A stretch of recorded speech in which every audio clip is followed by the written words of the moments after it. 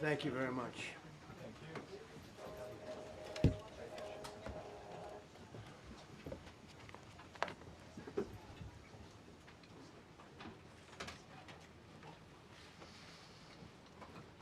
It's a great honor to be with you, and happy Easter. We had a great Easter. This is one of our better Easters, I think, in a lot of different ways. I can say militarily, it's been one of the best. So, good afternoon. We have quite a bit to discuss. We'll go into pretty good detail. And we have the people that are most involved. We'll give you exactitude. And we're here today to celebrate the success of one of the largest, most complex, most harrowing combat searches. I guess you would call it a search and rescue mission ever attempted by the military. Generally, when planes are knocked down in war, especially when you're fighting a strong group, an evil group, you can't really do this because you send in 200 men to pick up one, and it's something that's usually not attempted as much as you want to attempt. And bad things happen to that one or two. And in this case, we did two, and it might not have been attempted before, but we did. And we had great talent, but we got a little luck too, I would say. And we were helped by a lot of people, a lot of great people. And it was an honor to be involved with it. It's very historic. This is a rescue that's very historic. It'll go down in the books. Late Thursday night, an American F-15 fighter jet went down deep inside enemy territory in Iran while participating in Operation Epic Fury, where we're doing unbelievably well, well at a level that nobody's ever seen before. The entire country can be taken out in one night, and that night might be tomorrow night. Both members of the crew ejected from the aircraft and landed alive on Iranian soil. I immediately was asked to make a decision. I ordered the U.S. Armed Forces to do whatever was necessary to bring our brave warriors back home. A risky decision, because we could have ended up with 100 dead as opposed to one or two. It's a hard decision to make. But in the United States military, we leave no American behind. We don't do it. Within hours, our armed forces deployed 21 military aircraft into hostile airspace, many flying at very low altitude, being shot by bullets. You bring rifles into play when you're going that low, but there are also certain advantages. And in broad daylight over Iran for 7 hours, at times facing very, very heavy enemy fire. We have a helicopter that's got a lot of bullets in it. It's amazing. We just realized how good those weapons are. Our machines are. Nobody has the equipment that we have, and nobody has the military that we have. Not even close. We're the most powerful military anywhere in the world by far. The flight crews and warfighters aboard those aircraft took extraordinary risks to rescue their fellow service members. This first wave of search and rescue forces successfully located the pilot of the F-15, and he was extracted from enemy territory by an HH-60 Jolly Green II helicopter. Fabulous machine as our warriors faced gunfire at very close range. It's amazing that when you look at the machinery, what happened, that nobody was even injured. Meanwhile, the second crew member, a weapons system officer, highly respected colonel, had landed a significant distance away from the pilot. When you're going at those speeds, even if you go out 2 or 3 seconds later, it's miles and miles away because you're going fast. He was injured quite badly and stranded in an area teeming with terrorists from the Islamic Revolutionary Guard Corps rough group, as well as besieged militia and local authorities. Many, on top of everything else, they told the communities actually within side of Iran, the people of Iran, they were given a tremendous incentive to find this pilot. Despite the peril, the officer followed his training and climbed into the treacherous mountain terrain and started climbing toward a higher altitude, something they were trained to do in order to evade capture. They want to always go as far away from the site of the shoot down. You want to go as far away because they all head right to that site. You want to be as far away as you can. And he was injured, and he was an amazing, amazing thing. He scaled cliff faces, bleeding rather profusely, treated his own wounds, and contacted American forces to transmit his location. They have a very sophisticated beeper-type apparatus that is on them at all times. And when they go out on these missions, they make sure they have lots of battery space and they're in good shape. And this one worked really well, amazingly, saved his life. We immediately mobilized a massive operation to retrieve him from the mountain holdout, and he kept going higher and higher. The mountain kept getting rougher and rougher, and really very, very hard to find.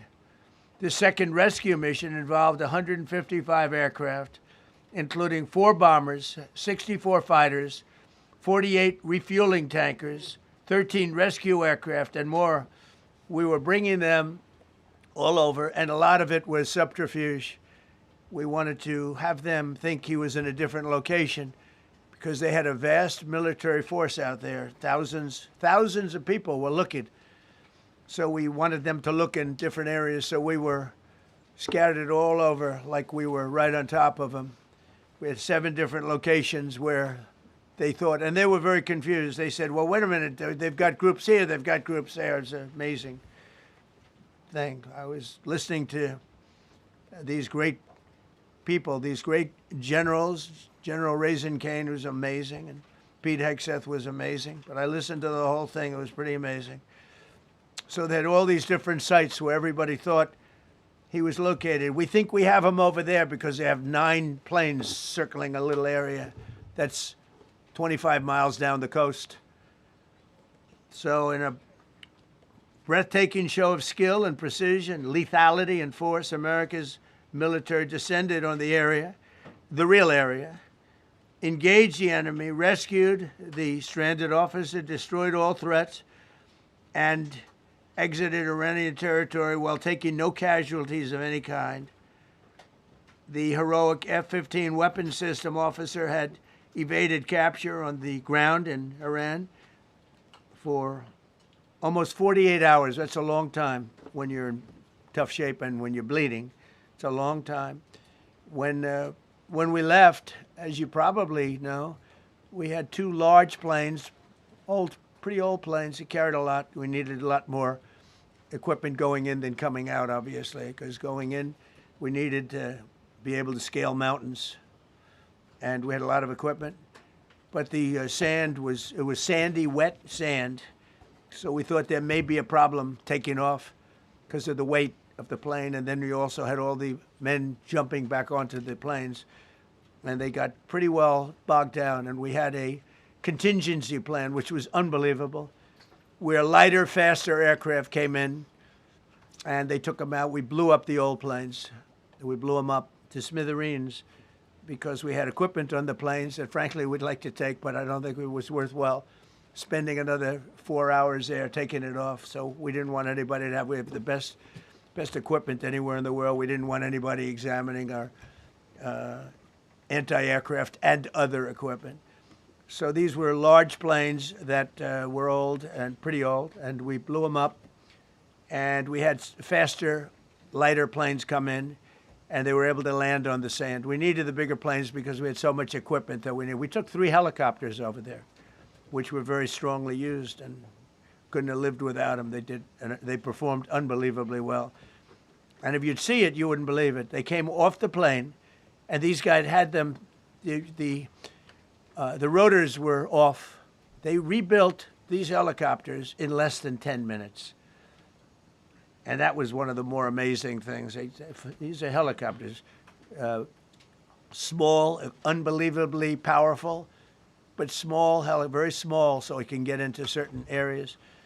And they got them off the plane, and they rebuilt all 3 of them in a matter of I would say less than 10 minutes. It's pretty amazing what the genius of these people. Who would think that? You'd think it would take 5 days to build them. And in some companies, it would take 5 days, and they wouldn't do it well. But they served us well. As Commander-in-Chief, I never forget the extraordinary risk taken by the warriors that we send into battle and the genius. I mean, think of it, having a contingency of 3 planes waiting because we think the sand is so bad that we probably won't be able to take off. And the planes really got bogged. This was not much of a runway. This was a farm, not a runway. It's a farm, but it did the trick. But to have a contingency as opposed to having to wait 2 days, can you imagine right in the middle? This was central. This was right, you would call it central casting if you were doing a movie for location. And probably the toughest area of Iran where we'd be sitting there. So these planes came in, those pilots came in so fast and so quick and got out of there. Everybody got aboard and just got 15-minute intervals. One load out, one load out. One load out. It happened, and we were watching, and we said, "That's amazing." In many ways, I was almost more impressed by the contingency that we had than the fact that if we would have had a runway or decent soil. But it was an amazing thing. But we thank God for every single one of them and the talent, the genius. It's not even talent; it's genius. It's the whole ball game. Every one of them. If you look at what we did with Maduro, we went into a military compound, a massive, with thousands and thousands of soldiers, and within a matter of minutes, and he lived behind iron doors. There were steel doors, broke them down so quickly, and within almost minutes, he was in the back of these planes. It was a similar group, incredible. We have incredibly talented people. And if the time comes, we move heaven and earth to bring them home safely. We're going to bring our people home safely. I want to thank every member of the U.S. Armed Forces involved in these historic operations. They really were historic. It's just not something that's done. And you'd understand it. Not that they don't want to do it, but when you're going into areas, when you look at these helicopters, when you look at the amount of bullets and everything else that they took, when you go into these areas, you don't come out like we came out. God was watching us. I tell you, well, it was the Easter, we were in the Easter territory, I guess, but God was watching us. Amazing. Because when you look at the machinery, they took damage. It tells you, first thing I said is, these are unbelievable machines, how they flew back and not even much of a problem. But these 2 extraordinary rescues, because it was 2, and as you probably know, we didn't talk about the first one for an hour, and then somebody leaked something, which we'll hopefully find that leaker. We're looking very hard to find that leaker. And talked about there's somebody missing. They basically said that we have one and there's somebody missing. Well, they didn't know there was somebody missing until this leaker gave the information. So whoever it was, we think we'll be able to find it out because we're going to go to the media company that released it, and we're going to say, national security, give it up or go to jail. And we know who, and you know who we're talking about, because some things you can't do. Because when they did that, all of a sudden, the entire country of Iran knew that there was a pilot that was somewhere on their land that was fighting for his life. And it also made it much more difficult for the pilots and for the people going in to search for him. All of a sudden, they know that there's somebody out there. They see all these planes coming in. It became a much more difficult operation because a leaker leaked that we have one, we've rescued one, but there's another one out there that we're trying to get. So actually, the country, Iran, put out a major notice, you all saw it, offering a very big award for anybody that captures the pilot. So in addition to a hostile, very talented, very good, very evil military, we had millions of people trying to get an award. So when you add that to it, but we have to find that leaker because that's a sick person. Probably didn't realize the extent of how bad it was. I can't imagine that the person did, but we're going to find out. It's national security, and the person that did the story will go to jail if he doesn't say, and that doesn't last long, and I think everybody would understand it. They put this mission at great risk. They put that man at great risk, and they put the hundreds of people that went in looking for him, because everyone now knows that we're going in. Over the past 37 days, America's armed forces have carried out more than 10,000 combat flights over Iran, unheard of, striking more than 13,000 targets. The F-15 we lost last week was the first manned aircraft downed by the enemy in this entire operation, with thousands and thousands of flights. They got lucky. It was a lucky hit. You know, eventually you get lucky. But we got lucky too, because we got both of them back. But it's a record that is unparalleled in the history of military air operations. Nobody's ever seen anything like it. It's such an honor to be involved with it. We were up late at night, and then we were waiting for those contingent planes to come in, and we say, come on, let's go, get in, because they're waiting out on this farm without a runway, with wet, crummy soil, sand, mostly sand, wet sand, and it eats planes alive, and we're waiting, and we're saying, I hope that one can land and take off. And they came in like magic, boom, boom, boom, one after another. It was like genius. I'm so impressed by that. Because we were a little concerned. We said, boy, if they don't get in and get up fast, we're sitting in them. And that's called Iran Prime, right, General? That's where the whole bet is. And here we are sitting there waiting for a plane. But they came in so fast and so hard, and these guys knew exactly what to do. Let's go, come on, get in, let's go, pwah. They came one right after another, not at the same time. They don't want to come at the same time. They had to come right after each other. They didn't have any room. There was barely any room to land. Tiny little patch of very wet earth and sand. So I'm so proud of the people that I have standing up here with me, and many others that worked. I mean, so many. Steve Witkoff's over here. He's doing fantastically. Jared Kushner. But the people that are here, the job they did is amazing. And I think I'm going to introduce the head of the CIA, and he is a man he's central casting, okay? If we cast a movie, he's going to play the head of the CIA. He's one of the few. John Ratcliffe, he did a phenomenal job that night. He did something that I don't know if you want to talk about it. If you want, you can. I'm not sure you're supposed to. I'm not going to talk about it. But the CIA was very responsible for finding this little speck. It's like they used an expression on one of the shows. A general was talking about, it's like finding a needle in a haystack, finding this pilot. And the CIA was unbelievable. And you may, if you can, you'll talk. It might be classified, in which case I'd have to put him in jail if he talks about it. And I don't want to put him in jail. He doesn't deserve that. So, John, do you want to say a few words? Thank you. Thank you, Mr. President. It's a privilege to be here with you today to share what we can about this exceptional mission and to recognize the ingenuity and bravery of those who executed it, as well as the leadership and resolve of the President who ordered it. One thing that has been clear to me in this role is that the flawless military operations that the Department of War is known for are hostage to flawless intelligence. We saw that in the skies over Iran in Operation Midnight Hammer last summer. We witnessed it in Venezuela during Operation Absolute Resolve. We've seen it against the cartels in the Western Hemisphere, and we're seeing it every day in Operation Epic Fury, including this mission to rescue an aviator buried deep behind enemy lines.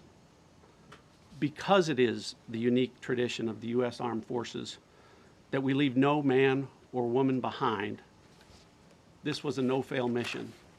That was the spirit in which the President put us to work, and we were determined not to let him down or our airmen down. As an agency, the CIA possesses unique capabilities that only the President can deploy. Some of these capabilities fall under covert action authorities. And because covert means exactly that, I'm not going to be able to tell you everything that you want to know. At the President's direction, we deployed both human assets and exquisite technologies that no other intelligence service in the world possesses to a daunting challenge comparable to hunting for a single grain of sand in the middle of a desert. This was also a race against the clock, as it was critical that we locate the downed aviator as quickly as possible, while at the same time keeping our enemies misdirected. For that reason, in addition to the human and technical assets deployed by the President to find our airman, CIA executed a deception campaign to confuse the Iranians who were desperately hunting for our airmen. On Saturday morning, we achieved our primary objective by finding and providing confirmation that one of America's best and bravest was alive and concealed in a mountain crevice, still invisible to the enemy, but not to the CIA. That confirmation was relayed by Secretary Hegseth to the President, and the operation quickly moved to the execution phase. Following the successful exfiltration on Saturday night, our intelligence reflects that the Iranians were embarrassed and ultimately humiliated by the success of this audacious rescue mission. When the President asked me to lead the CIA, he made it clear: get back to basics, no politics, no agendas, tackle the hardest problems, and execute the toughest missions. This President is about results, and now that's what his CIA is about too. The professionals at the agency and at the Department of War deserve immense credit for their flawless execution during this daring mission. Their skill, creativity, and courage are unmatched on the battlefield wherever they step. But none of that matters, and all of that is wasted without a president with the political courage to put them into action. Mr. President, I've had the privilege of seeing you act with political courage in the best interest of the United States up close on a daily basis, and I'm grateful that this successful mission has given the American people a window into that as well. The Secretary and Chairman will tell you that our service members' confidence is boosted by a Commander-in-Chief who has their back the same way they have yours. And I know that the confidence of CIA's officers is boosted by the knowledge that their work is informing a president who's not afraid to make the hardest decisions when the stakes are highest. And to the American people, your confidence should be boosted by knowing that the security of the nation is in the hands of a president who's willing to take on problems that have confounded both sides of the political aisle for nearly half a century. It is an honor to serve under a leader who just proved that you can believe him when he says, no matter what, we will leave no one behind. We will come for you. Thank you.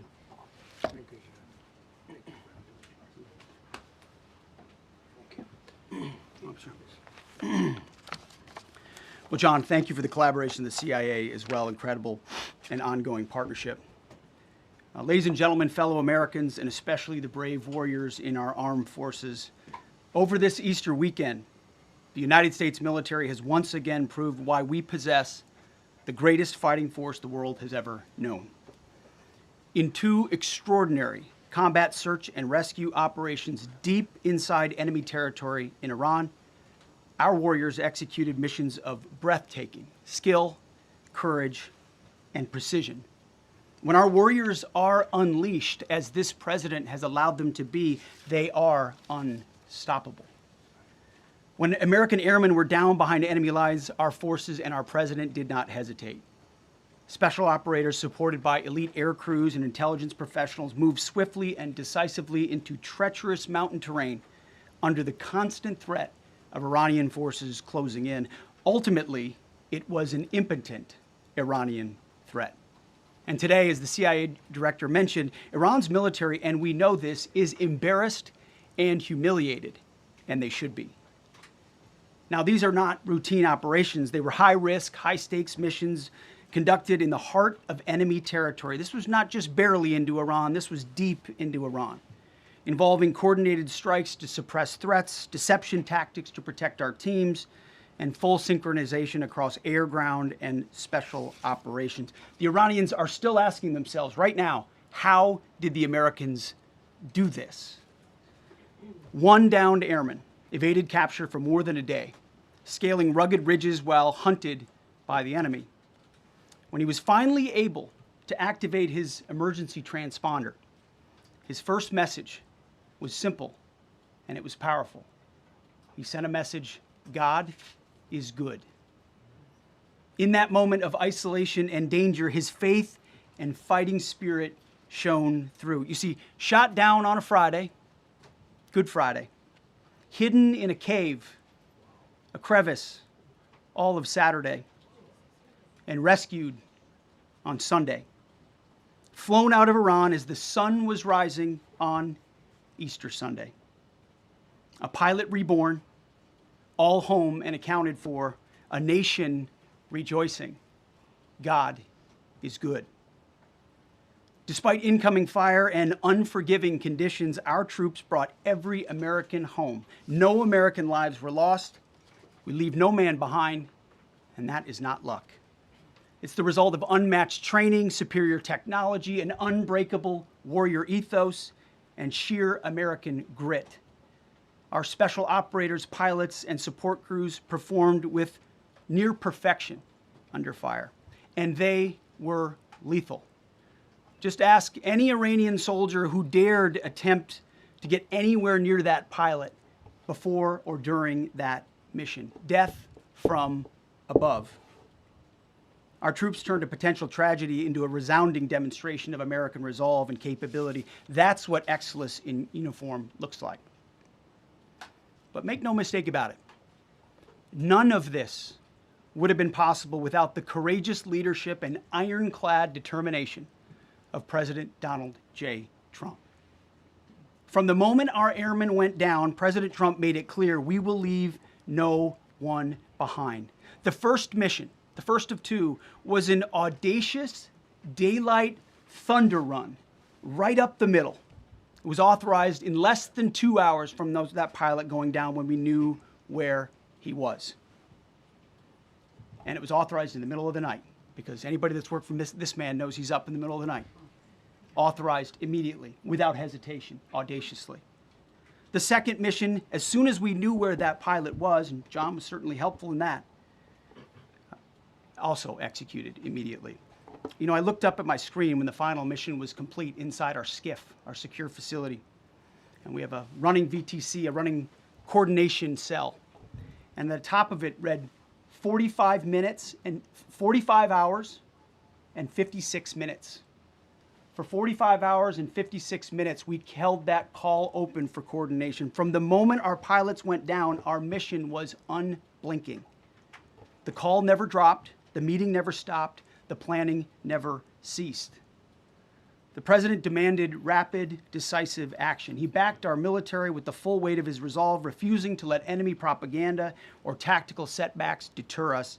His leadership ensured that every lethal and non-lethal resource was brought to bear, that our forces had the authorities and the support they needed to succeed. When the president says he has the backs of our warfighters, he means it. And it means a great deal, and it's a big difference on the battlefield. President Trump understands that peace through strength is not a slogan. It is a doctrine that saves American lives.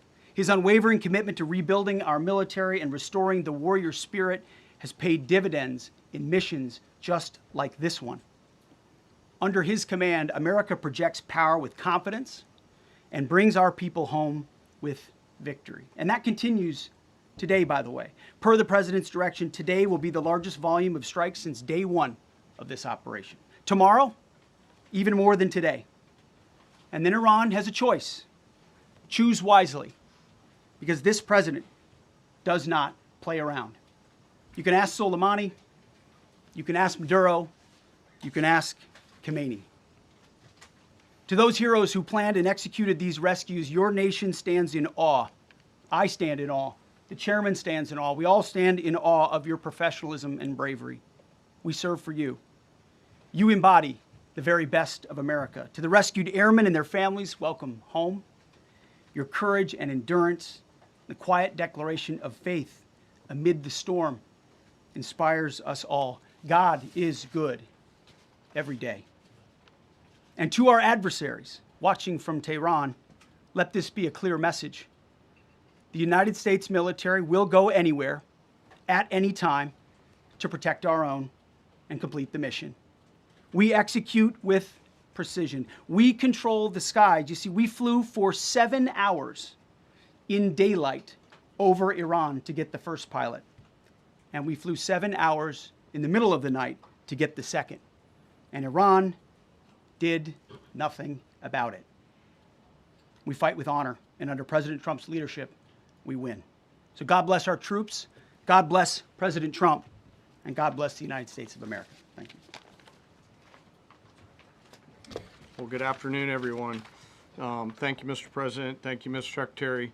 A note before I start, I know many of you want specific details in these briefings. We will share what we can, but I will retain what I must in the event that we have to go do this again sometime.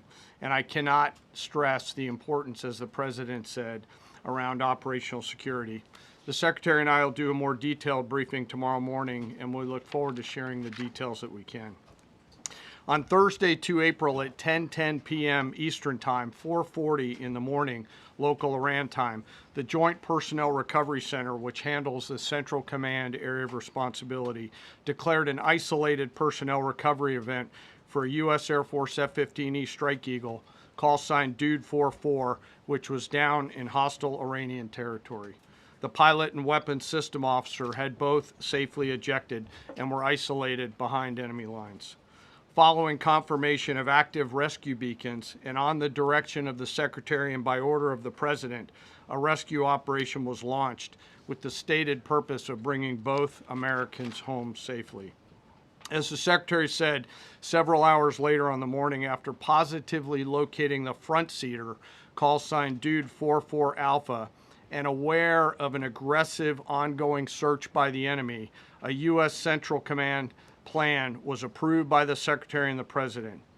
Shortly thereafter, a U.S. Air Force Combat Search and Rescue Task Force, comprised of A-10 Warthogs in their Sandy role, and I'll describe what that is in a minute, HC-130 Combat King IIs, HH-60 Jolly Green II helicopters, and Air Force Special Warfare Airmen, a package comprised of combat rescue officers and pararescueman operators, audaciously penetrated enemy territory in broad daylight to find, fix, and recover Dude 44 Alpha from behind enemy lines. This was an incredibly dangerous mission, an incredibly dangerous undertaking, but a filled promise made to every American warfighter that you will not be left behind. We will always come find you, and we will always bring you home. Over the next hours, the Search and Rescue Task Force crossed the beach, entered into Iranian airspace, protected by a fighter strike package, and moved into the objective area, all under fire. En route, as some of you have seen on social media, the helicopters took gas off the C-130s and pressed onward and forward up into the objective area. While this was ongoing and out in front of them, the Sandy flight of A-10s and other remotely piloted aircraft, drones, and other tactical aircraft were violently suppressing and engaging the enemy in a close-in gunfight to keep them away from the front seater and allow the pickup force to get into the objective area. During this engagement, one of the Sandy aircraft, the one primarily responsible for communicating with the downed pilot, was hit by enemy fire. This pilot continued to fight, continued the mission, and then upon exit, flew his aircraft into another country and determined that the airplane was not landable. This was one of our A-10 Sandy aircraft. The pilot then made the decision to eject over friendly territory and was quickly and safely recovered and is doing fine. After picking up Dude 44 Alpha, the HH-60 Jolly Green fight was engaged by every single person in Iran who had a small arms weapon. And one of the aircraft, the trailing aircraft, took several hits. The crew sustained minor injury, and they are going to be fine. A note for those of you that do not know what a Sandy does.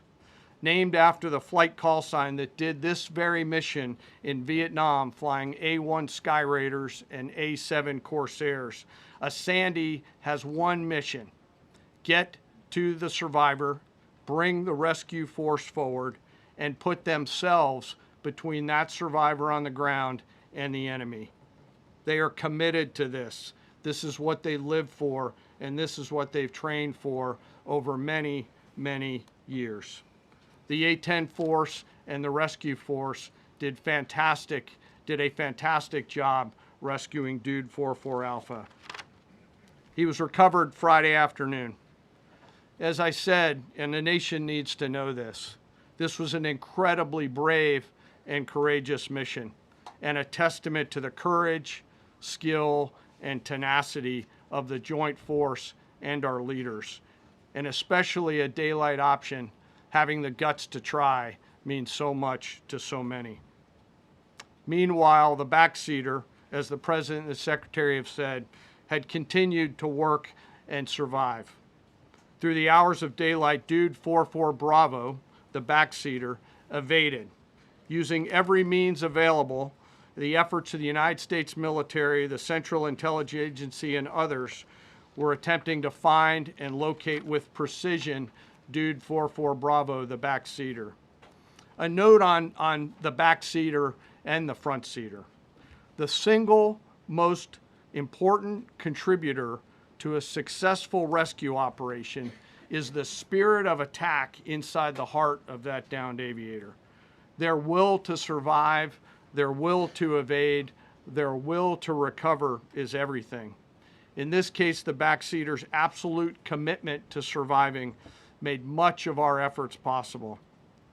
On Saturday, 4 April, after establishing positive communications with the backseater, we learned, as the President said, that he was injured and actively evading enemy forces. And thanks to our interagency partners, we were able to get eyes on his location and positively ID him. Throughout this entire time, the enemy force continued to search for 44 Bravo, and the Joint Force continued to strike them over and over and over again. Fighting off marginal weather in Iran and the enemy's search for a second time on Saturday, at the recommendation of the CENTCOM commander and at the approval of the Secretary and the President, we launched a rescue task force to recover Dude 44 Bravo. Again, this came to the President and the Secretary for approval, this time with a much larger force package based on the time that the enemy had to prepare to find 44 Bravo. Again, this force was protected by A-10 Warthogs using the Sandy call sign. And this force had one single mission: do everything they can to bring an American home.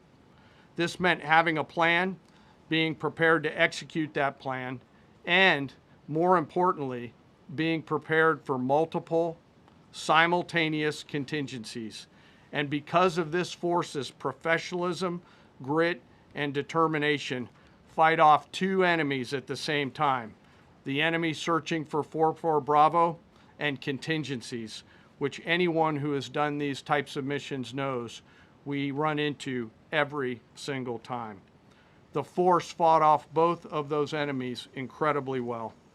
During the period of darkness on Saturday, and as the Secretary said, into Easter Sunday and into the daylight, the force fought its way in and rescued Dude 44 Bravo.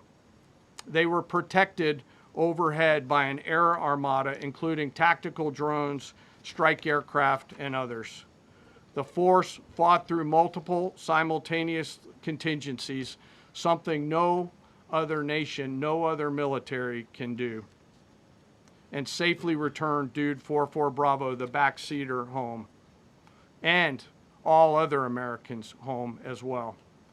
At midnight 12 local Eastern time, Easter Sunday, more than 50 hours after the start of this operation, the joint personnel Recovery Center declared Dude 44 Bravo, both the front and back seater, returned to friendly territory.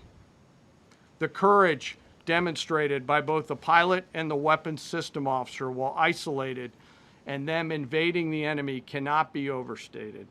Their grit and warfighting tenacity is a direct result of the absolute trust they have in our rescue forces, their training, and their will to survive and return. They always knew that we would be ordered to go get them, and they always knew that we would be coming to get them. These two operations reflect our nation's most sacred obligation to our military service members. We leave no one behind, bless you. It also perfectly captures the first truth of our special operations forces, that people are more important than hardware. That is the standard we live by, and the rescue forces that execute these missions operate under a clear motto: these things we do that others may live. Their actions were a direct embodiment of that commitment to others, and I could not be more proud of each and every one of them today. As the Secretary said to our enemies, this operation serves as a clear reminder of the capability and will of America's joint force. The United States of America will recover our warfighters anywhere in the world, under any conditions, when we want to. We will always bring overwhelming skill and firepower. To every member of the joint force, our interagency partners, the leadership at CENTCOM, and our leaders at the department and above, thank you. I'm proud of each and every one of you and thankful to our deployed forces and their families. And lastly, and most importantly, to Dude 44, welcome home. Job well done. Thank you.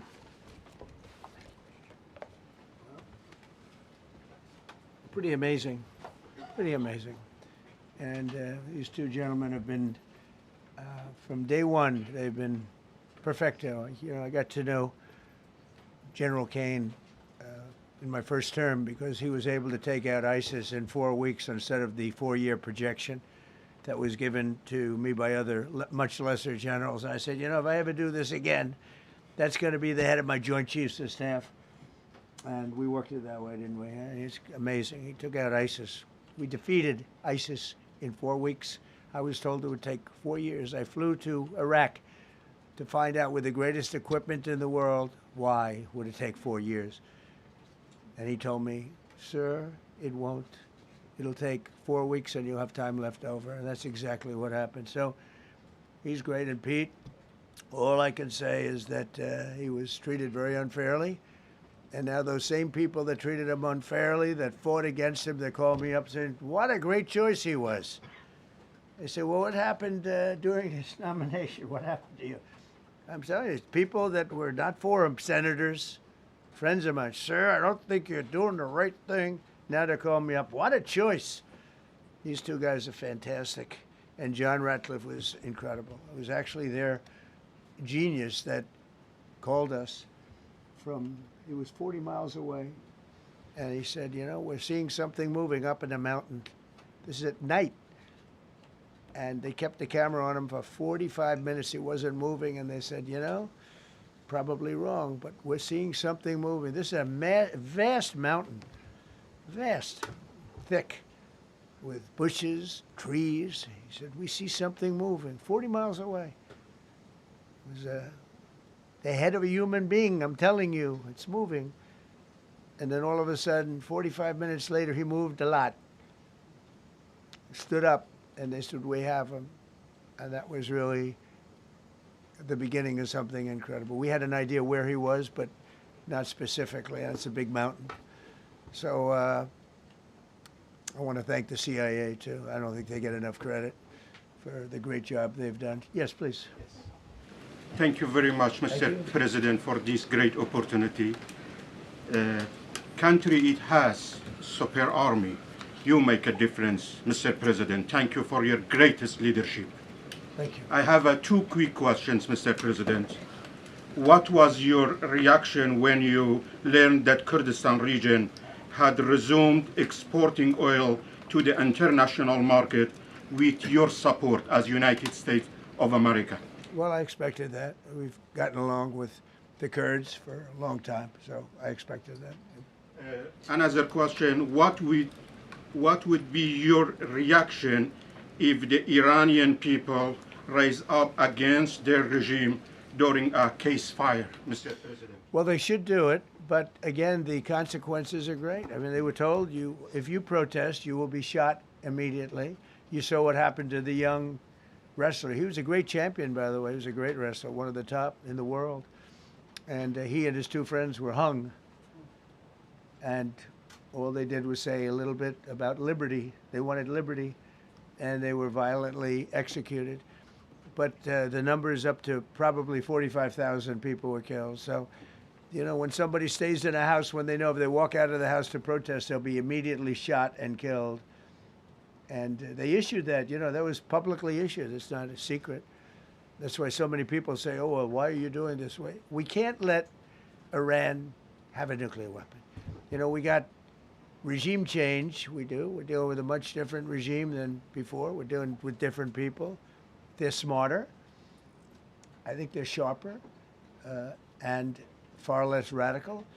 We have regime change, but we didn't do this for regime change. We did it for the fact, and my view was very simple. I saw somebody said, oh, he doesn't have a plan. I have the best plan of all, but I'm not going to tell you what my plan is. You know, they want me to say, here's my plan. We're going to attack at 9:47 in the morning, and then we're going to do this, and then we're going to... And if you don't do that, they say, I have a plan. These people know what the plan is. Everybody here knows what the plan is. But it's very unfair to say, we don't, because I don't mind being insulted. I've been insulted for many years by the fake news, but you can't. It's so bad for people that are so pro. You just saw two great, and John Ratcliffe, three unbelievable people. They have a plan.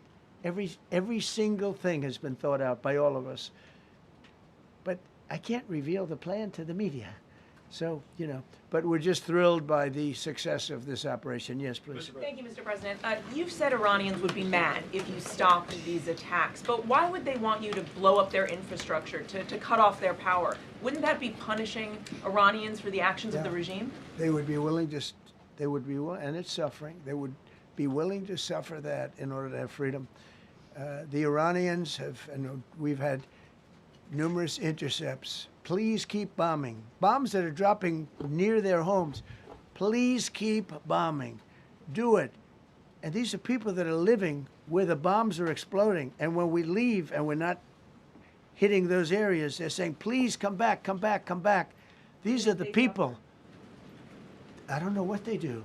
All I can tell you is they want freedom. They have lived in a world that you know nothing about. It's a violent, horrible world where if you protest, you are shot. Remember the great woman protests where they had 400,000, 500,000 women, and they were all enthused and they were going to protest, and everybody said, oh, the regime's going to come to an end. And then all of a sudden, boom, boom, 5, 6 different areas. A woman would go down right between the eyes. They had snipers. They had 5 snipers. That's all it took. And those 400,000 or 500,000 women said, oh my God, what's that? Oh, look over there, what's that? A woman shot right between the eyes. And after 5 or 6 of them go down, then you start hearing the purr through the vast number of people. And then they said, oh my God, who would do that? And they're incredible people, but they've lived so horribly. They've lived so horribly. You know, Iran was a great country if you go back 25 years ago or so.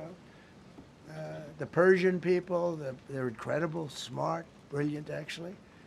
And I know so many. I know coming from New York, originally I know so many people from Iran. They're incredible people, incredible energy and very, very brilliant people.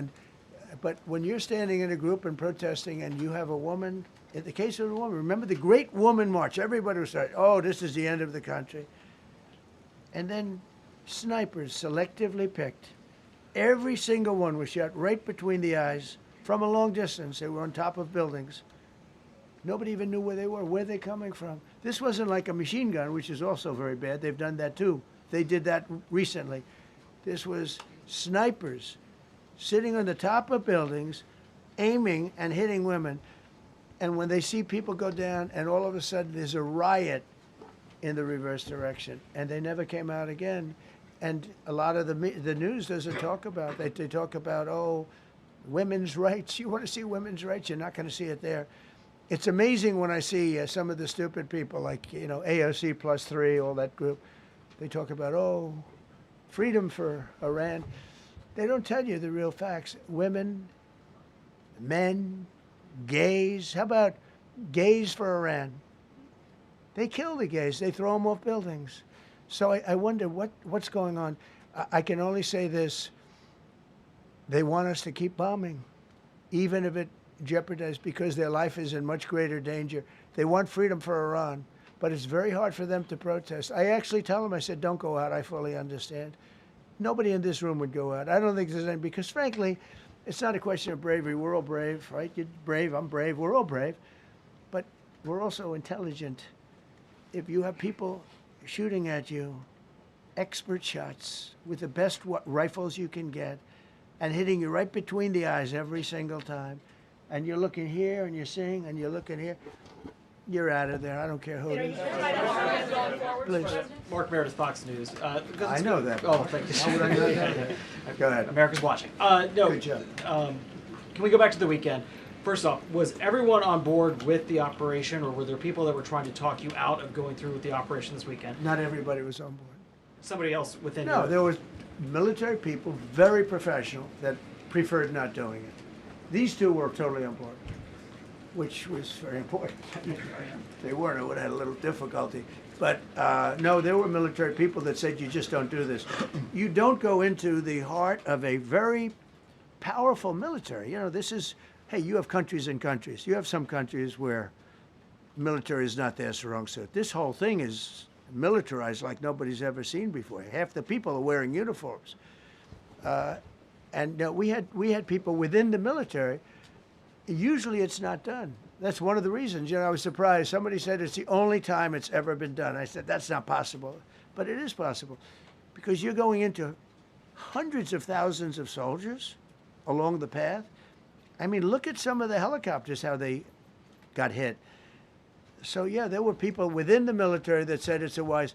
And don't forget, how many men did you send altogether, approximately, for the operation? I'd love to keep that a secret. Okay, well, we are. But I will tell you, the number, I'll keep it a secret, but it was hundreds. And hundreds of these people, it's pretty good. Is he central casting? But hundreds of people went into this journey. Hundreds of people could have been killed. Forget about the equipment, a lot of equipment, nobody cares. Hundreds of people could have been killed. So we had people that were within the military that said this is not a wise, and I understood that, but I decided to do it. Was there a point that that you were thinking there's too much on the line, and somebody was saying maybe we abort this now and wait? I mean, given the resource, like the general said, it seemed like there was so much on the line here. You must have been thinking, this could have completely changed the next 3 years. So the first one, which was in many ways as dangerous as the second, I guess it gets, because we're flying over daylight. We're the best at the world at night. We have goggles that nobody, we have goggles, I've tried them, they're unbelievable. I see better with the goggles at night than I see without them during daylight. I mean, daylight today, we have a beautiful day. You see just as well with goggles. In many ways, it's enhanced. So we have the best in the world. So it's much safer for us to do it at night, whereas other people, no other country has that capability. They don't have that particular piece of equipment like we do. But when I was told flying and in daylight, I think we flew 7 hours over Iran, and that's a long time, over unbelievably hostile territory, where they have nothing but weapons. We took out their anti-aircraft, which is great. We took out their radar, which is great. We took out a lot, but they still have, what hit this one was a handheld shoulder missile, heat-seeking missile. So it's not like, they're totally whatever. And they had probably a little luck, because you got to get lucky. But they shot it, and it got sucked in right by the engine. But these guys were out of there. They were great. Their timing was great. But no, I was told that this is a very dangerous mission. I understand. They didn't say it's a foolish mission. They said, we're going to be sacrificing hundreds of people do this. This is, you have tankers that are flying over this area so that because the flight was so long, they had to refuel. It's a very dangerous mission.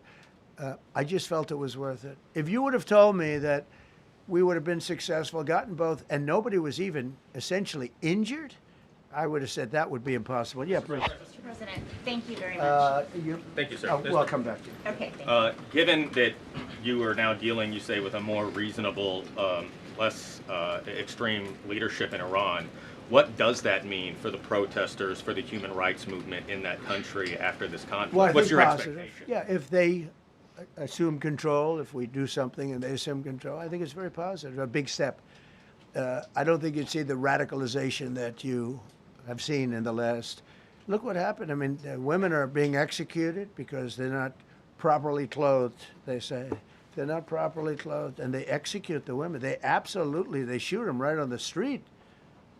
No, you have a much different group of people. Now, I'm not saying we are dealing with them. Essentially, they have till 8 o'clock tomorrow night, Eastern time. But we are dealing with them. I think it's going well. Mr. Witkoff is here, and JD's involved in the dealing. Mr. Witkoff is sitting right here, and I think it's going fine, but we'll have to see. You have to understand, we've been dealing with these people for 47 years.